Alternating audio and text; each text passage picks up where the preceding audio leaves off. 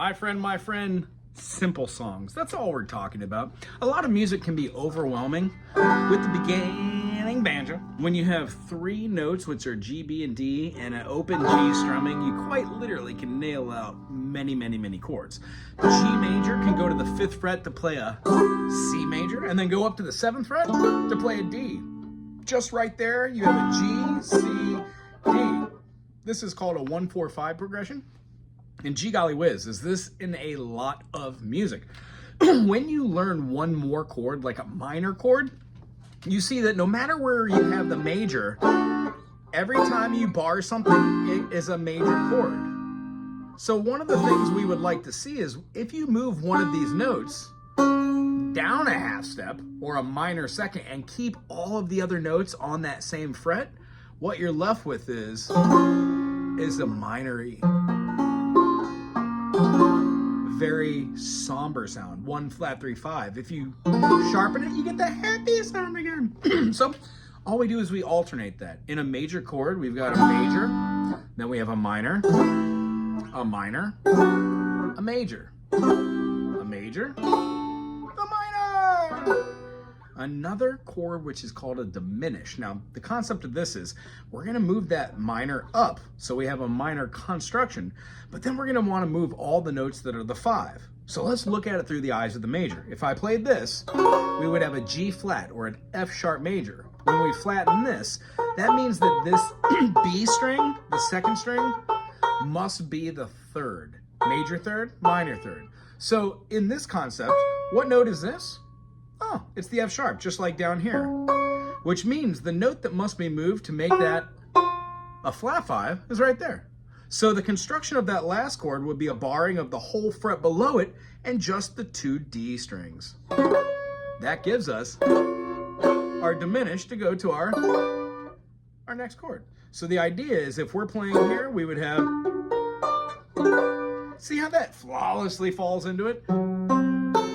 F sharp diminish, then to G. So, why did I explain all that about this video, which is about simple songs? If you've made it this far, thumbs up, subscribe, put something cool in the comment section, and please keep it classy. Gee golly whiz, people can be horrible. When playing something like this, to keep it simple, what I'm simply referring to is know one of your other chords, like an A minor. When we have this chord, we can actually just keep the chord and then open up and play a G. Now this is called a 2-1 progression, or a minor 2nd to a prime, or a root, or the root of the chord. So if you have something like, I don't know,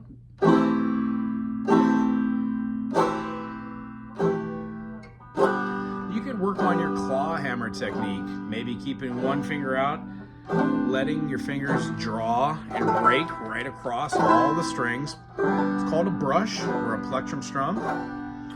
When we're doing this, most guitar players will realize that the chord that you play for an A minor on a guitar and the chord you play for an A minor on the banjo is it's exactly the same. When you add this finger up top, you would just be calling this like an A minor with an F sharp over the top of it. So you'd be just adding 13ths.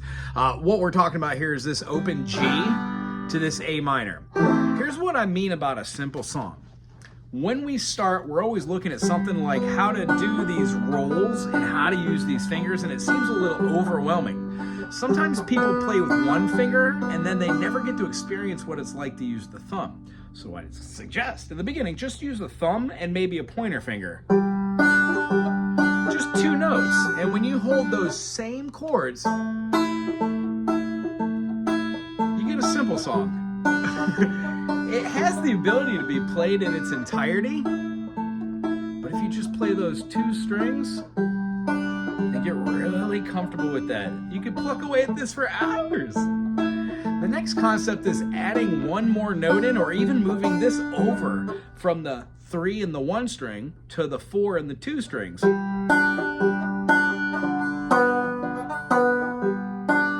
Oh, simple just got a little more convoluted, didn't it?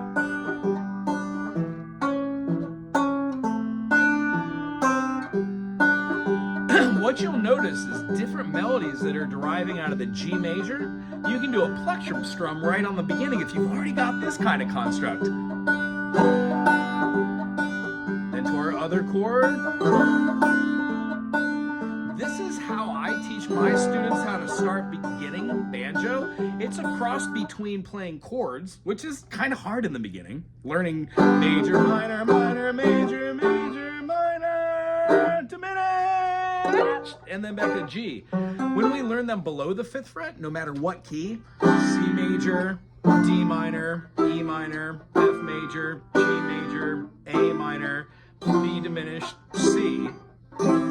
It takes a while to get used to where those triads are, but if you start a simple song, you can start doing both mechanisms at once with simple concepts. I hope this made sense as a foundation.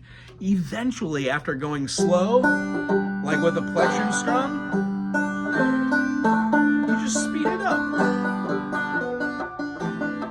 This is what becomes the beginning of bluegrass claw hammering.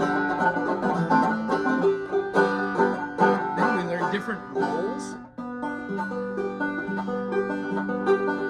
in combination with different ways to do pull-offs. Sorry. Slides.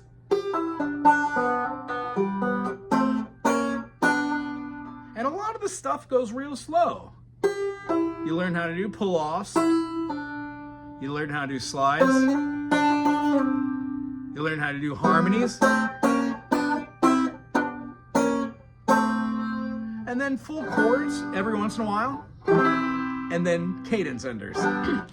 Music 101, if you take it very slow, it becomes a lot of fun. Start off with a simple song, try 2 chords, and do a simple movement on one of your hands before you even start rolls.